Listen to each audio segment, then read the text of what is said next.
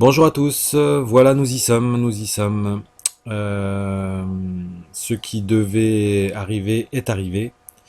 C'est-à-dire que My Advertising Pays est en mort programmée simplement parce que les fonds sont bloqués et que, comme je vous l'avais dit dans la vidéo précédente, à part une excuse bidon, ils ne pouvaient pas nous sortir grand-chose. Et c'est ce qui est arrivé. Alors pourquoi je suis sur la page de Tony Booth? Simplement parce que depuis cette fin de semaine, on a l'événement de Berlin qui a été annulé. Voilà. L'événement de Berlin qui devait être un truc assez important pour moi puisque les Allemands ont une part importante dedans, a été annulé. Tony Booth, sa femme, Simon Stepsis, tout ça ont annulé leur venue à l'événement de Berlin. Du coup, l'événement a été purement et simplement annulé. Euh, Bah, évidemment, ils n'allaient pas rendre des comptes devant des milliers de personnes du fait que tout est bloqué. Hein. Ça, ils auraient eu du mal à trouver des explications et à expliquer l'inexplicable. Donc, forcément, conséquence, vous avez la page de Tony Booth sur lequel le ménage a été fait puisqu'il n'y a absolument plus rien. Donc, les relations avec Map ont complètement disparu. La page de sa femme, Lynn Booth, exactement pareil. Plus rien, à part un petit chien-chien. Simon Stepsis, lui, se confond en excuses en disant que, en essayant d'expliquer l'inexplicable et les retards, etc., etc., en disant que la semaine prochaine, il va y avoir une remise partielle, mais que, en fait, il pourra pas se passer grand chose puisque les fonds vont être bloqués pendant 6 mois. Voilà. Pendant 6 mois, il va pas se passer grand chose. On a notre chien-chien français Chris Novak qui lui ne comprend rien à rien et en fait n'est qu'un pion traducteur dans toute cette histoire-là. Mais il a bien profité quand même, hein, je vous rassure. Lui, quand on lui pose une question, comme il comprend rien, il peut pas répondre. Donc il dit la raison fait partie des choses qui vont que ça va se régler sur le plan juridique, donc ils ne peuvent pas communiquer là-dessus. Mais non, c'est parce qu'en fait tu sais rien. Mais malheureusement, tu dois rendre des comptes à tous tes filleuls en France. Et ça, c'est compliqué quand on ne sait rien, évidemment. Mais bon, c'est pas grave. Je pense que si il y a une entourloupe et que tu es attaqué en justice, tu devras répondre et c'est tout. Voilà. Ensuite, nous avons donc l'événement de Berlin qui est annulé, les fonds sont bloqués, comme je vous avais dit, les excuses bidons tombent. On a beaucoup de témoignages de gens qui maintenant se rendent compte que en fait la chute de Traffic Monsoon a précipité la chute de Map. Je pense qu'il y avait des relations entre les deux et effectivement, de toute façon, Charles Scoville, lui, était un ancien de chez Map et il a voulu monter un système similaire. Je me demande s'il n'y avait pas une relation très étroite financière entre les deux. Euh,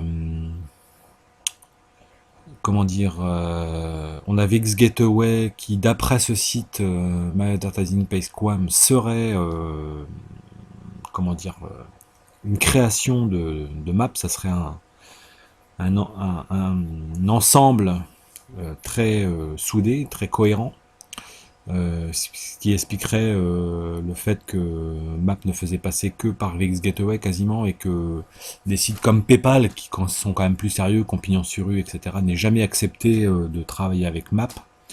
Donc ce qui me fait rire parce que l'image qu'on a voulu donner de Map, le Google ou le Facebook nouveau est arrivé, en fait c'était du flanc, quoi, c'est que du vent. On a aussi donc maintenant Marc Gobril qui est aussi un gars qui gérait Map, qui enlève les commentaires des gens. Alors ça c'est vraiment c'est d'une mesquinerie affolante, mais c'est un peu ce qui s'est passé au début me concernant avec Christophe Novak, c'est-à-dire quand j'ai posé les mauvaises questions, celles qu'il fallait surtout pas poser, parce que vous savez que dans un mouvement sectaire, dès que vous sortez un petit peu des sentiers battus, on essaye de vous mettre des bâtons dans les roues, c'est un petit peu ce qui s'est passé, et voilà, c'est exactement ce qui se passe là. C'est-à-dire vous pouvez pas poser de questions, parce que forcément ça dérange. On a aussi des gens, Claire H, alors je sais pas qui c'est, qui disent qu'il faut absolument pas mettre ses œufs dans le même panier, et que euh, voilà, il y a beaucoup de Ponzi qui traînent sur le net et que bon, faut faire très attention, quoi. Voilà, ce sont des termes et des façons de s'exprimer que l'on n'entendait pas trop sur les forums concernant Map et concernant les dirigeants de Map, mais là je crois que la coupe est pleine. On va suivre un petit peu ce qui se passe, mais je pense que l'on peut annoncer la mort officielle de My Advertising Pays. Alors, ce qui est dommage dans cette histoire, c'est qu'il y a des gens qui ont investi de l'argent. Moi, le premier, un tout petit peu. Donc, moi, j'ai senti très vite que ça sentait le roussi. Donc, je me suis pas investi plus que ça. Ensuite, après, il y a des gens qui ont quand même basé leur vie là-dessus. Hein, c'est-à-dire, ils ont, ils ont quitté leur boulot. Il y en a qui ont mis toutes leurs économies. Oui, il y en a à qui ça a donné une petite bouffée d'oxygène pendant un certain temps parce qu'ils étaient dans les premiers. Mais je pense qu'il y en a qui vont tomber de très haut et qui vont se ramasser sévèrement. Et bah, je trouve ça dramatique hein, pour les gens qui avaient fondé beaucoup d'espoir là-dessus. Et vous me direz, c'est tant pis pour eux parce qu'on les avait prévenus. Mais bon, je pense que quand vous êtes un peu dans la panade et que vous avez une opportunité qui au départ fonctionne, vous y croyez fortement et puis vous y allez tête baissée. Et puis voilà, quand vous relevez la tête et que c'est fini, eh ben, ça peut faire très mal. Bah, écoutez, j'espère qu'il n'y aura pas de dommages collatéral et que tout le monde va s'en sortir correctement. En tout cas, ceux qui ont de l'argent pour qui c'est vital dedans. J'y crois moyen. Je vous garantis pas que je crois bien, mais en tout cas, quoi qu'il en soit, bah, allez demander des comptes à Christophe Novak. Il a une Porsche apparemment. Je pense qu'il peut la vendre et puis rembourser à certains d'entre vous. Allez, bye bye, à bientôt.